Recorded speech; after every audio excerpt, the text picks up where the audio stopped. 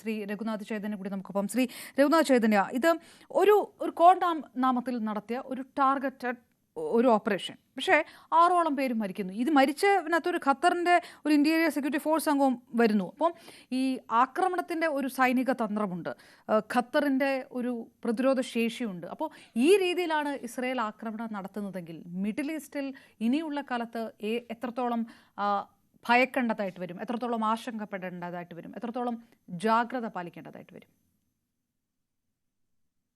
അപർണ, ഇതില് നമ്മള് ഇത്രയും നേരം ചർച്ചയിലും വിട്ടുപോയ ഒരു കാര്യം ഉണ്ടായിരുന്നു. ഇന്നലെ ഇസ്രായേൽ ഖത്തറിൽ ഒരു ആക്രമണം നടത്തി. അത് ഖത്തറിനെ അല്ല ആക്രമിച്ചത്, ഖത്തറിലെ ഹമാസിന്റെ നേതാക്കന്മാരെയാണ് അവർ ടാർഗറ്റ് ചെയ്ത. വളരെ പ്രിസിഷൻ സ്ട്രൈക്ക് ആയിരുന്നു.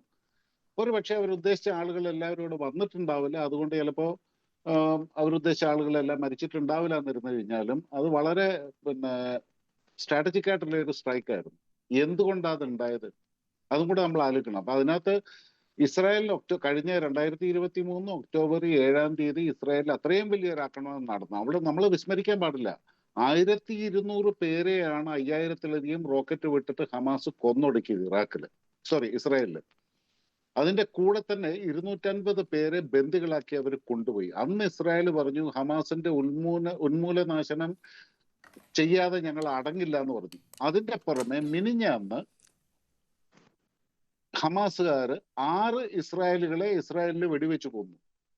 അപ്പൊ ഇസ്രായേലിന്റെ ഒരു സിദ്ധാന്തം എന്ന് പറഞ്ഞു കഴിഞ്ഞാൽ, ഇസ്രായേലിന്റെ പൂർവ്വ പ്രധാനമന്ത്രി ഒരു സ്റ്റേറ്റ്മെന്റ് ഉണ്ടായിരുന്നല്ലോ, ഏതെങ്കിലും ഒരു ജൂതനെ നിങ്ങൾ ആക്രമിച്ചു കഴിഞ്ഞാൽ നിങ്ങൾ ഈ ലോകത്തിന്റെ ഏത് കോണിലാണെങ്കിലും ഞങ്ങൾ വെറുതെ വിടില്ല എന്ന്. അവർ ചെറിയൊരു രാജ്യമാണ്.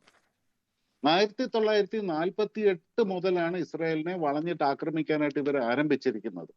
നമ്മൾ അവിടെ നിന്ന് ഇങ്ങോട്ട് നോക്കിക്കഴിഞ്ഞാൽ ഇസ്രായേൽ സത്യം പറഞ്ഞു കഴിഞ്ഞാൽ ഒരു വിക്ടിം സ്റ്റേറ്റിലാണെന്നുള്ളത് നമുക്ക് കാണാം. കാരണം 48 ഇസ്രായേൽ സ്വതന്ത്ര രാഷ്ട്രമായിട്ട് വരുന്നു, 48 തന്നെ അറബ് ഇസ്രായേലി വാർ ഉണ്ടാകുന്നു. പക്ഷെ ആ ഒരു അറബ് നാഷൻസ് ഇസ്രായേലിനെ ഇൻവൈഡ് ചെയ്യാനായിട്ട് ശ്രമിച്ചു എന്നുണ്ടെങ്കിലും ഇസ്രായേൽ ആ യുദ്ധം ജയിക്കുകയുണ്ടായത്. അത് കഴിഞ്ഞപ്പോഴത്തേനും ആ ടെറിട്ടറിനെ 3ആയിട്ട് ഡിവൈഡ് ചെയ്തു. ഇസ്രായേലും വെസ്റ്റ് ബാങ്കും പിന്നെ ഗാസ സ്ട്രിപ്പ്, അത് ഈജിപ്തിന്റെ കൺട്രോളിലായിരുന്നു. വെസ്റ്റ് ബാങ്ക് എന്ന് പറയുന്നത് ജോർഡന്റെ കൺട്രോളിലായിരുന്നു. അങ്ങനെ 3ആയിട്ട് ഡിവൈഡ് ചെയ്തു. അത് കഴിഞ്ഞിട്ട് ആദ്യത്തെ ഇന്തിഫാദ എന്ന് പറയുന്നത് നടന്നിരിക്കുന്നത് പാലസ്തീൻ, അതായത് ഇസ്രായേലി ഒക്യുപ്പേഷന് എതിരായിട്ട് പാലസ്തീൻ ആണ് അതിനെ എതിരായിട്ട് ആദ്യമായിട്ട് മുന്നോട്ട് വരുന്നത്. അത് ഏതാണ്ട് 1987 ഈ സമയത്താണ് ഹമാസിന്റെ ഫോർമേഷനും എന്നാണ് എൻ്റെ ഒരു അറിവ്, 1987.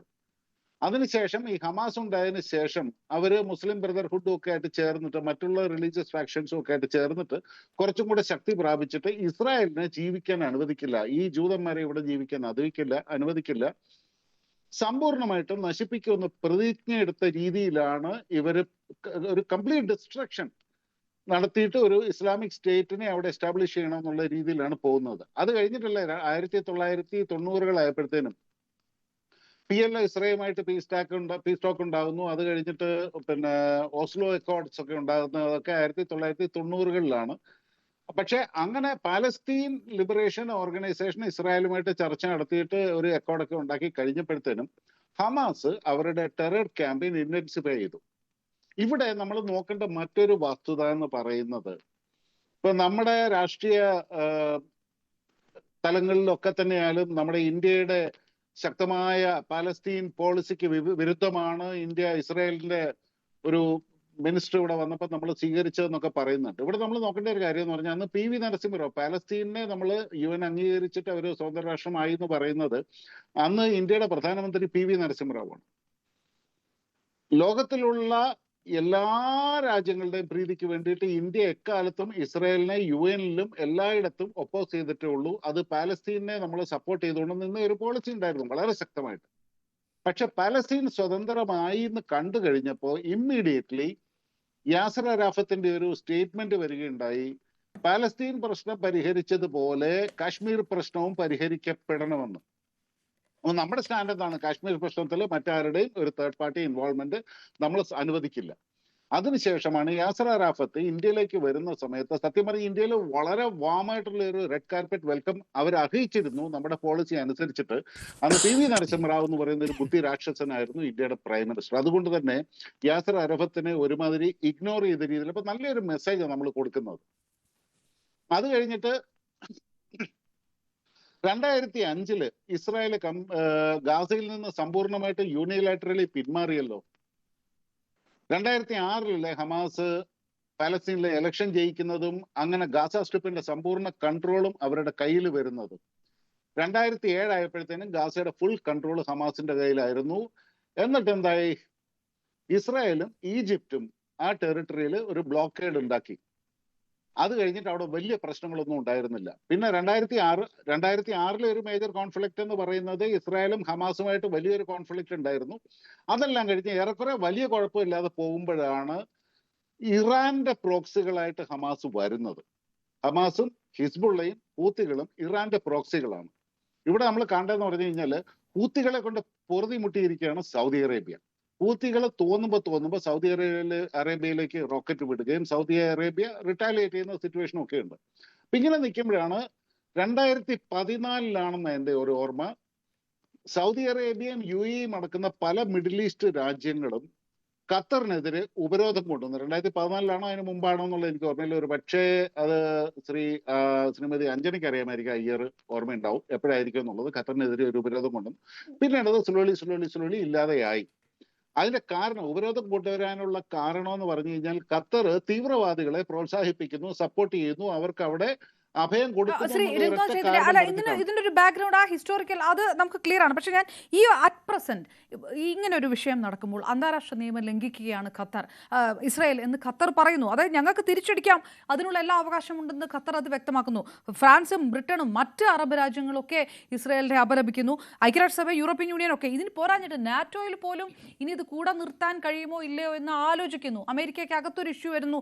ഈ വിക്ടിം പൊസിഷനിലാണ് ഇസ്രായേൽ എന്ന് പറയുന്നിടത്ത് അവിടെ ചില കോൺട്രാഡിക്ടറി ഒരു സ്റ്റേറ്റ്മെന്റ് കൂടെ വരുന്നുണ്ടോ?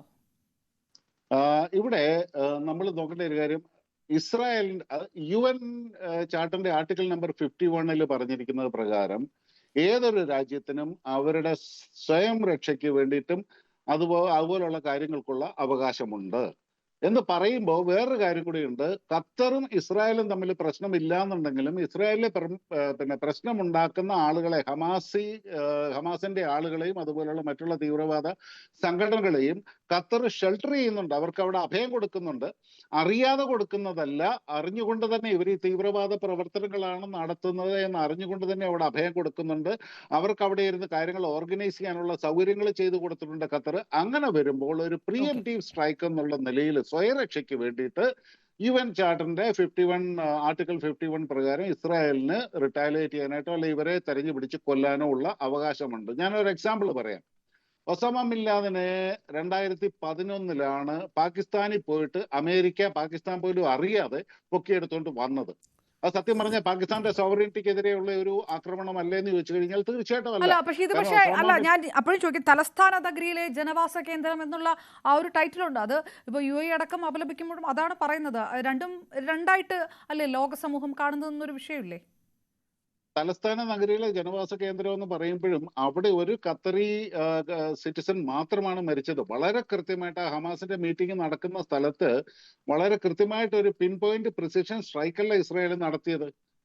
അപ്പൊ അതിൽ ശരിയാണ്, തീർച്ചയായിട്ടും ഒരു ഖത്തറി സെക്യൂരിറ്റി ഉദ്യോഗസ്ഥ മരിച്ചിട്ടുണ്ട്. അതിന് തീർച്ചയായിട്ടും ഇസ്രായേൽ ഉത്തരവാദിയാണ്, അതിന് സംശയമൊന്നുമില്ല. പക്ഷേ നമ്മൾ കാണേണ്ട മറ്റൊരു കാര്യം എന്ന് പറഞ്ഞു കഴിഞ്ഞാല് ഹമാസ്, ഖത്തറിന്റെ സപ്പോർട്ടോടുകൂടി എന്നുള്ള വാക്ക് തന്നെ ഉപയോഗിക്കണം, ഹമാസ് ഇസ്രായേലിലേക്ക് നടത്തിയിട്ടുള്ള ആക്രമണങ്ങൾ ഈ പറഞ്ഞ കഴിഞ്ഞ 2023 ഒക്ടോബർ 7 1200 സിവിലിയൻസ്, മുഴുവൻ സിവിലിയൻസ് അല്ലായിരുന്നു അതിൽ മരിച്ചത് ഏറ്റവും കൂടുതൽ. അപ്പൊ അതിനെതിരെ നടപടി എടുക്കുന്നില്ല എന്നുണ്ടെങ്കിൽ ഇസ്രായേല് അവർക്ക് ജീവിക്കാനുള്ള അവകാശത്തിന് വേണ്ടിയിട്ട് ഇവര് മറ്റൊരു രാജ്യത്തേക്ക് ഒരു ആക്രമണം നടത്തിയെങ്കിൽ, അമേരിക്ക ഇറാനിൽ എന്തിനാ ആക്രമണം നടത്തിയത്? ഇറാന്റെ ന്യൂക്ലിയർ ഫെസിലിറ്റീസിൽ ആക്രമണം നടത്തി. അത് ഇറാന്റെ സോവറിറ്റിക്കെതിരല്ലേ? ഓക്കെ, ശരി. എനിക്ക് നമുക്ക് ആ ഒരു തലത്തിൽ നിന്ന് ശ്രീ MS വേണുഗോപാൽ, അന്താരാഷ്ട്ര